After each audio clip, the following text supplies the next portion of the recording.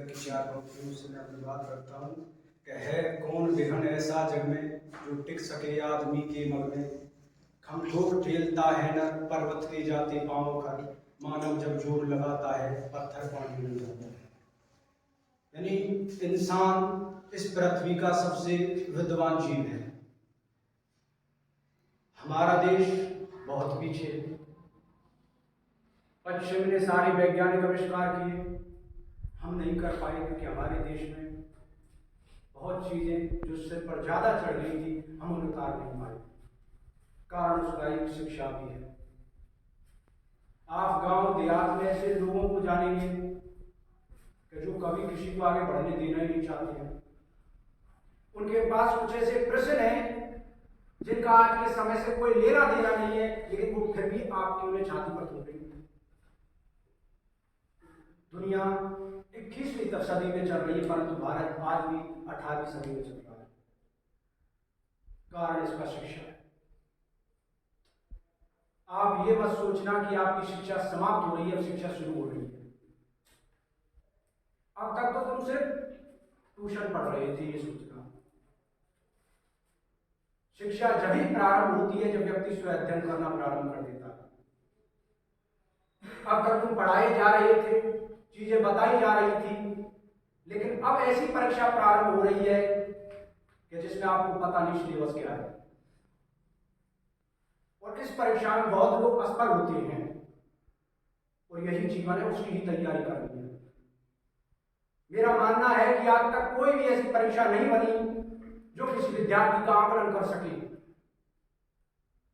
जो लोग स्कूलों से निकाले गए उन्होंने आविष्कार किए थे। अल्बर्ट आइंस्टीन, आज उसका नाम साइंस में बहुत ज्यादा ऊंचा दर्जा प्राप्त है, लेकिन उसे विद्यालय से इसलिए निकाल दिया गया कि यह मंदबुद्धि बालक है।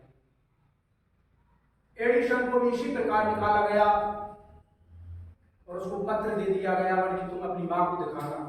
तो मां ने पत्र पढ़ा तो मां ने कहा कि बेटा, इस पत्र में ये लिखा है कि तुम्हारा बेटा इतना मेधावी है कि हमारे शिक्षकों के पास इतना ज्ञान नहीं जो इसे पढ़ा सके।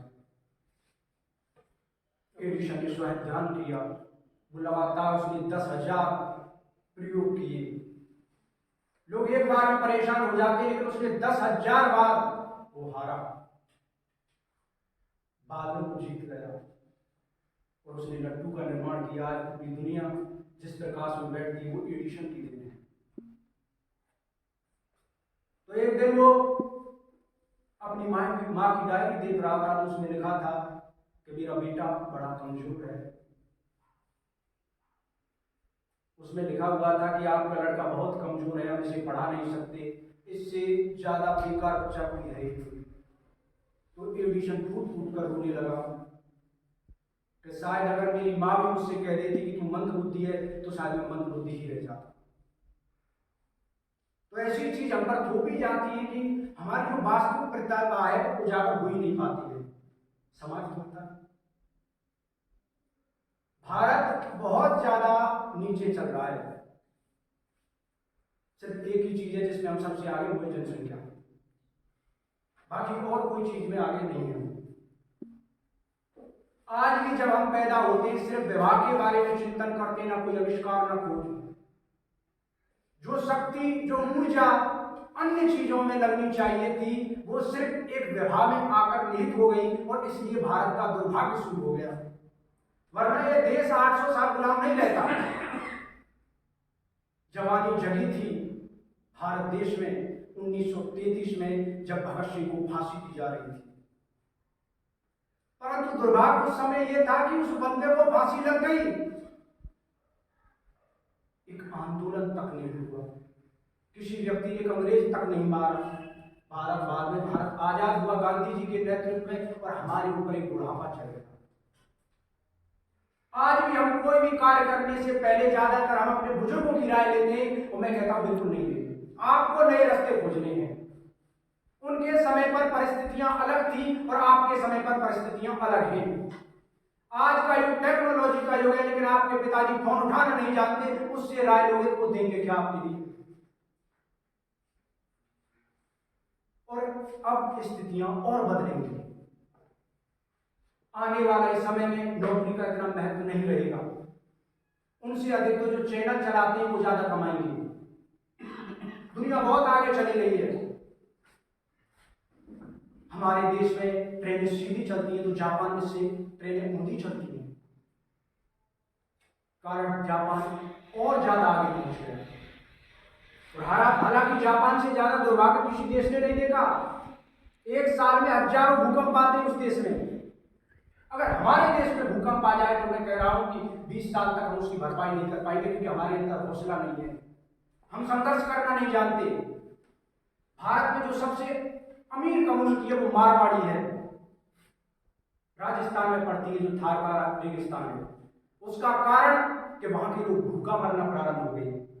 और जब कोई व्यक्ति भूखा मरता है तो वो खोज करता है, और उन्होंने वहां से खोज के लिए वो निकले कमाने के लिए, तो पूरी मुंबई और गुजरात उन्होंने खरीदी। आज जितने ज्यादा भारत में जो सबसे अधिक टैक्स देते हैं वो मारवाड़ी देते हैं। कारण क्योंकि उन्होंने संघर्ष देखा था। और अगर आपके जीवन में संघर्ष है तो उसे हर्ष के साथ स्वीकार कीजिए, क्योंकि अगर जीवन सही ढंग से कट रहा है तो सोचो कि तुम अच्छा जीवन नहीं जी रही। कठिनाइयां आ रही है जब जीवन में आनंद है, क्योंकि फूल को अगर खिलना है तो उसे कांटों के मध्य खिलना है, वरना वो उजड़ जाएगा। तो इसलिए आपको भी अगर विकसित होना है तो संघर्षों के बीच में विकसित होंगे।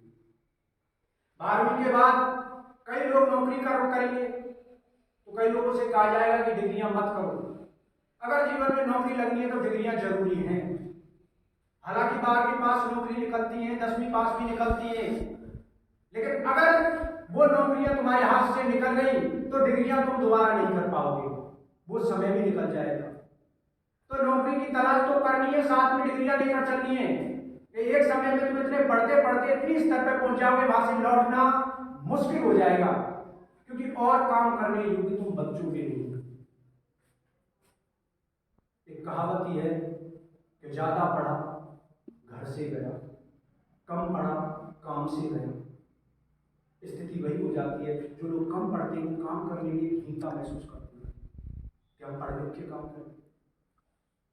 ज्यादा पढ़ लेते वो नौकरी लगी जाती है।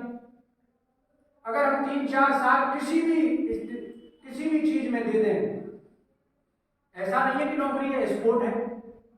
सबसे ज्यादा मेडल चीन जीतता है, लेकिन भारत की आबादी चीन के बराबर है, हम एक भी मेडल नहीं जीत पाते। कारण ये कि भारत की जो ऊर्जा है वो गलत दिशा में नहीं हुई है।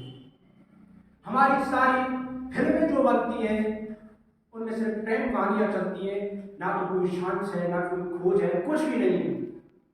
और यही हमारा मनोरंजन है, हर चीज प्रभाव डालती है।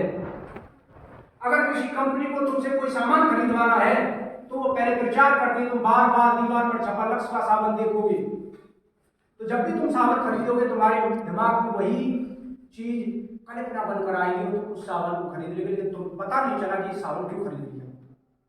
तो कई चीजें हम करते हैं, हम पैर हिला रहे हैं, हमें पता नहीं पैर क्यों हिल रहा है।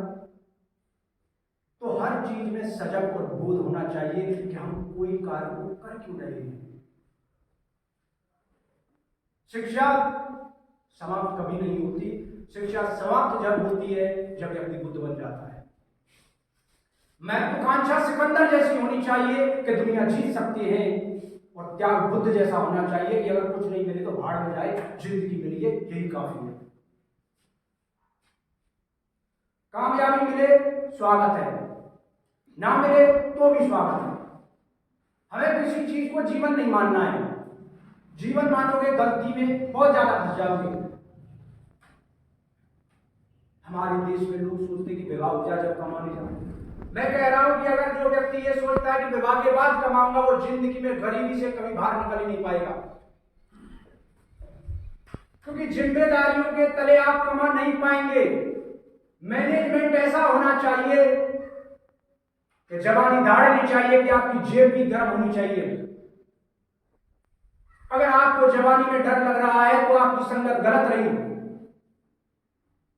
वो लोग गलत रहे जिन्होंने आपको भविष्य के लिए ज्यादा चिंतित कर दिया, क्योंकि जवानी में जहां ठोकर मारी जाती है पानी निकल आता है। तो जवानी ऐसी होनी चाहिए, चाहे वो कोई भी क्षेत्र हो। बहुत क्षेत्र है लेकिन अब जो व्यक्ति करे नहीं उसके लिए कुछ नहीं